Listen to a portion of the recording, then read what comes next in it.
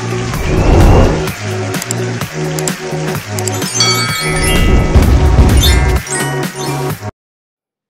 nyo, kung may roll call sa karinderya, itong ating lulutuin, laging present, perfect attendance. Ito po ang ginisang giniling na baboy. Ang sarap nito.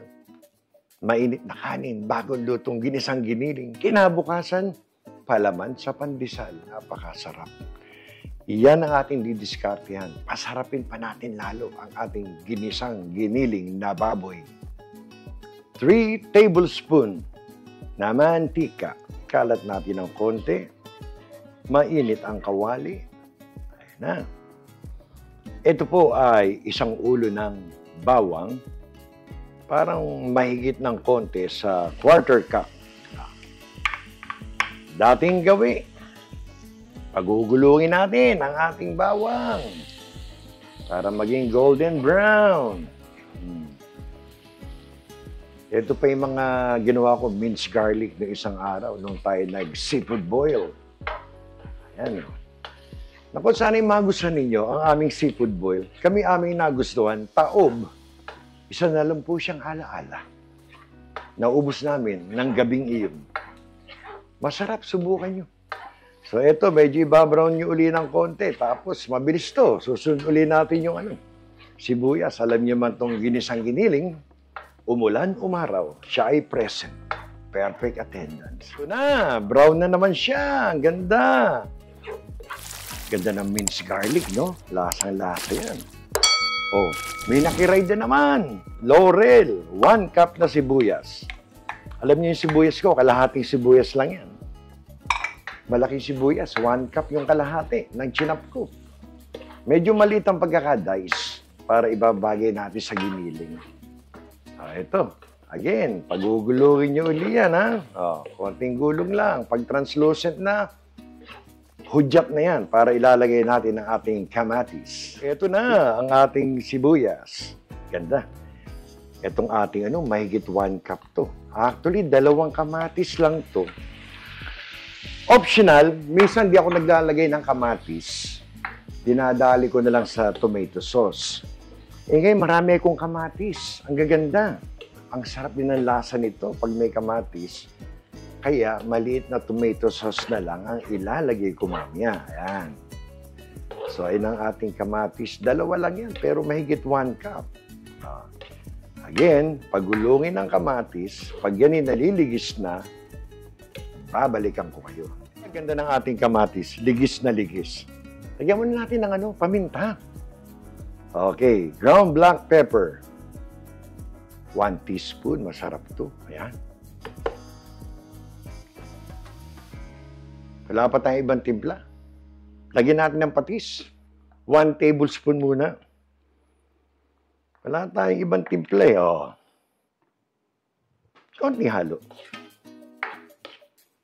Tapos lalagyan natin ng pangpalinamnam. Ayan, ganda ng pagkakaligis, Kita nyo ba yan? 1 teaspoon oyster sauce. Malinamnam to. Ganda pa ng kulay. Magiging medyo dark red, dark brown dating. 1 teaspoon. Hindi, pwede ng 1 tablespoon. Kayo naman. 1 tablespoon. Ganda. Sinundot pa ng konting toyo. Ito, 1 teaspoon lang. Pwede na. 1 teaspoon. Andiyan na. Ibang flavor. Pangpalinamnam. Ito yung simpleng lutuin. Ano ba naman yung ating mga added na ricado para maging malinamnam. Ayan ang ating gisa. Ganda. Ang aking giniling na baboy ay eksaktong 1 kilo. Lagyan na natin. Pwede na. Naku. Dami-dami ito. Sarap nito. Lakas natin ng konti. Okay. Itong stage na ito, hindi ko pa ilalagay ang tomato sauce. Hihintayin kong magmantika ang aking giniling. Saka ko siya ilalagay. Okay, halo-halo. Pagulungin nyo hanggang magmantika. Sasabihin ko sa inyo kung ilang minuto para meron kayong basihan. Baka kakaiba ang inyong giniling. Ito, pagmamantikain natin, halo-halo. Balikan ko kayo. 12 minutes. Kumukulo na. Nagmamantika na. Ayan na. Ganda. So yung ating baboy, nagmantika, nawala ang lansa, ang amoy, bango na, ng mantika. Hindi naman nagmantika ng gusto. Kagandahan lang. Oh, ayan. Ganda. Gusto ko sa aking ginisang giniling na baboy ay mapula. Kaya ito, lalagyan ko siya ng anato or atsuet powder. Yan. Inunaw ko na siya sa konting tubig para siguradong maganda ang dating niya. Haluin ko lang ng konti, ilalagay na natin ang ating tomato sauce. Lalagyan natin ng tubig, palalambutin na natin yan. Ganyang kabilis to. O, lagyan na natin. Again, dahil nga may kamatis naman, isang maliit na lata. Ganda na yan. Swak na yan. Yung iba nga, ang tawag dito, mumurahing pickles. Mumurahing minudo ang tawag nila dyan. No, pwede naman, pag nilagyan mo ng hotdog to, parang nga namang minudo na rin, di ba? Igigisa natin ang ating tomato sauce. Kabilin-bilinan ng aking nanay. Igigisa mo lagi ang iyong tomato sauce para masarap at lumabas lalo ang kanyang lasa. Ayan po, Nay. Ginigisa na po. Habang babalikan ko kayo, gusto ko munang i-shout out ang isang tao na pangalan pa lang. Alam niyo itong pangalan na to, pag kayo may Resback, may Rumble, ito yung mga pangalan gusto niyong kasama. Si Rodjante Balagso. Sipin niyo naman, pangalan pa lang, Rodjante. Patawagin mo, si Rodjante Balagso. Sama natin sa Resback. Rodjante, shout out sa iyo. Kamusta ka? Mag-iingat ka lagi. Eto ngayon, halo muna tayo, Rodjante. Halo-halo ng konti at malapit na namin lagyan ng tubig to. Yun naman pong Rumble, biro lang. Kasi natutuwa ako sa pangalan, talaga namang lalaking-lalaki, si Rodjante. Alam niyo, ang giniling, pinapalambot din yan. Lalagyan ko muna to ng mga 2 cups na tubig. Tatakpan natin, palalambutin natin, saka natin isusunod na. Mabilis lang po ito.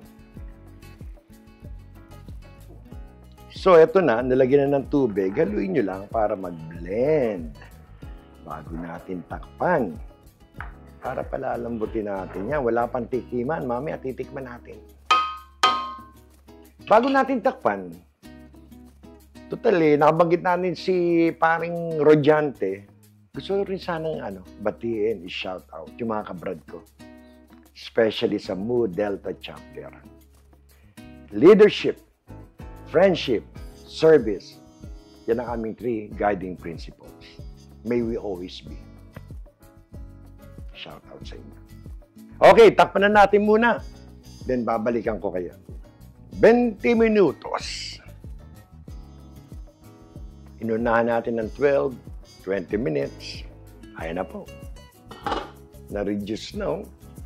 May konting mantika. Ayan siya. Alam niyo, malambot na yung ating giniling na yan. Ganda. Tikman natin. Bago natin ilagay lahat yung mga regalo natin. Ito na. Gigitnaan uli ni Mambo. Panamigin natin ng konti.